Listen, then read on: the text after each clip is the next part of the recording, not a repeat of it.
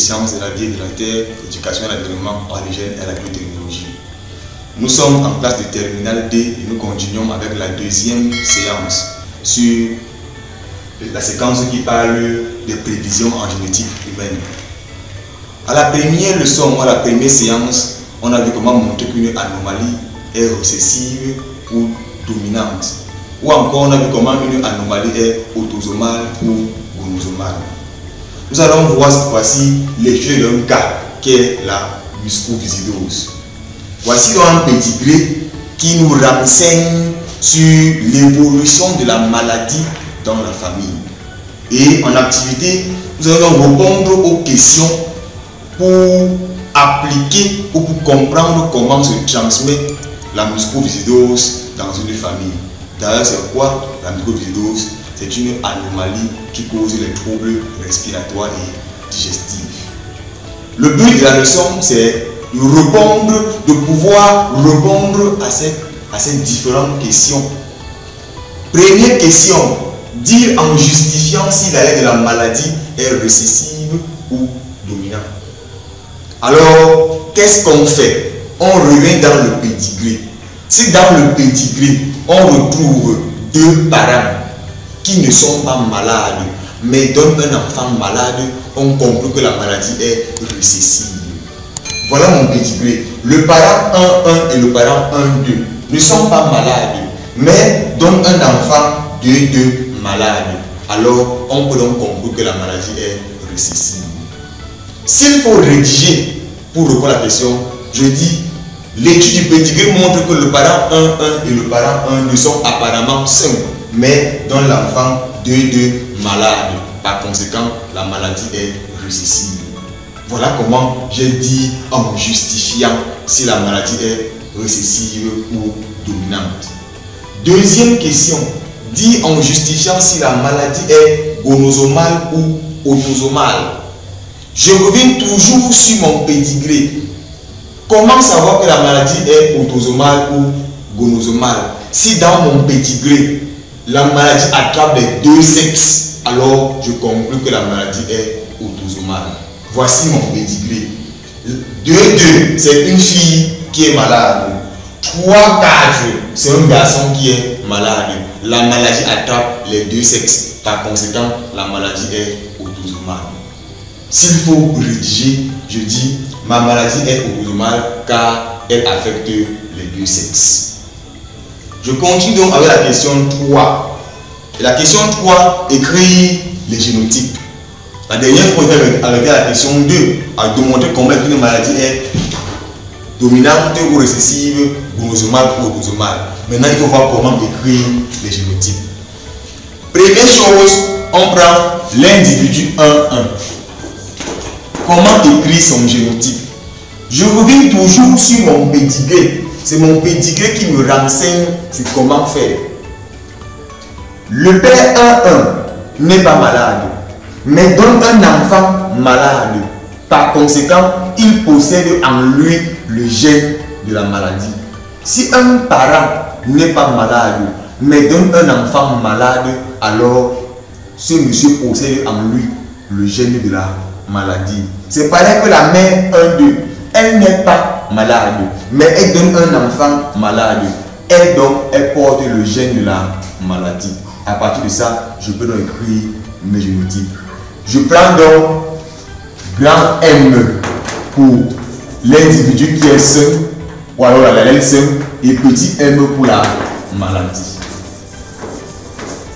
Alors, l'individu 1-1 n'est pas malade, mais il a en lui le gène de la maladie. Donc, il est grand M sur petit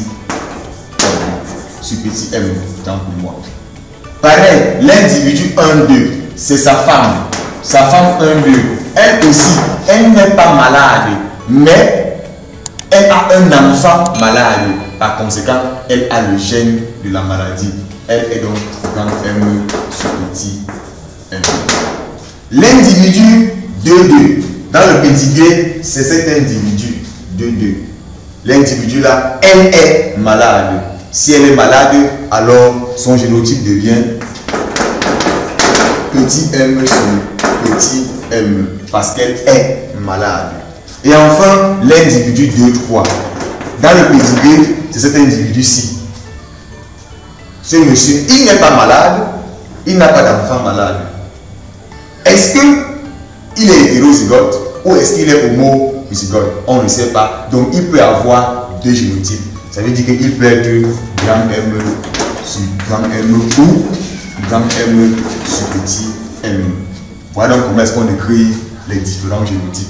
Pour écrire un génotype, on se rassure toujours de savoir est-ce que le parent est malade ou alors est-ce que le parent qui n'est pas malade là, a un enfant qui est malade. Maintenant, la question 4, la question qui généralement cause beaucoup d'embrouilles chez les élèves, le calcul des risques. Dans une anomalie autosomale, il faut toujours avoir cette formule en cœur. Probabilité du père d'être hétérozygote fois probabilité de la mère d'être hétérozygote. Deux hétérozygotes avoir un enfant homozygote, un cas. Il faut toujours avoir cette formule en tête. Si je prends donc le premier cas, je parle à la population, je prends un monsieur, un père, il a un risque d'être hétérozygote. Le risque là, c'est 4%. Parce qu'on a dit ça. On a dit que dans la population, le risque d'avoir un hétérozygote est de 4%. Je prends au hasard un homme, il a un risque de 4% d'être hétérozygote. Je prends une femme, toujours dans la population, au hasard, elle a aussi un risque d'être hétérozygote qui est de 4% fois un cas. On se retrouve donc à 16 sur 42 000. B. Deuxième cas. Que devient le risque si le couple a déjà un enfant malade? Si le couple a déjà un enfant malade, alors on est sûr que le père est hétérozygote. On est sûr que la mère est hétérozygote. Parce que si tu es en bonne santé, tu donnes un enfant malade, ça veut dire qu'en toi est le gène de la maladie. Ça veut donc dire que le père, c'est 1, on est sûr qu'il est hétérozygote. La mère, c'est 1, on est sûr qu'elle est hétérozygote. Et fois un quart. Le risque est de donc un quart. Troisième cas. Que devient le risque si un des conjoints a un frère ou une soeur qui est malade? Si tu as un frère ou une soeur qui est malade, ta probabilité n'est plus dans la population, elle est dans ta famille. Si tu as un frère ou une soeur qui est malade, ta probabilité devient 2 tiers. On suppose que c'est le père. Le père a un frère ou une soeur malade, alors il est 2 tiers. La mère, on la prend dans la population, elle est un quart. Elle est 4% autant pour moi, fois le 1 quart. Le risque donc devient 8 sur 1200. Voilà donc comment est-ce qu'on trouve le risque d'avoir des individus malades dans une famille. Et gardez toujours cette formule en tête. Et il faut donc savoir comment manier la formule. Si on prend le couple au hasard, alors on applique la formule. Si le couple a déjà un enfant malade, on est sûr qu'ils sont hétérozygotes et la probabilité devient 1. Et si un conjoint a déjà un frère qui est malade, il devient 2 tiers. Voilà donc comment est-ce qu'on résout le cas d'une anomalie autosomale récessive.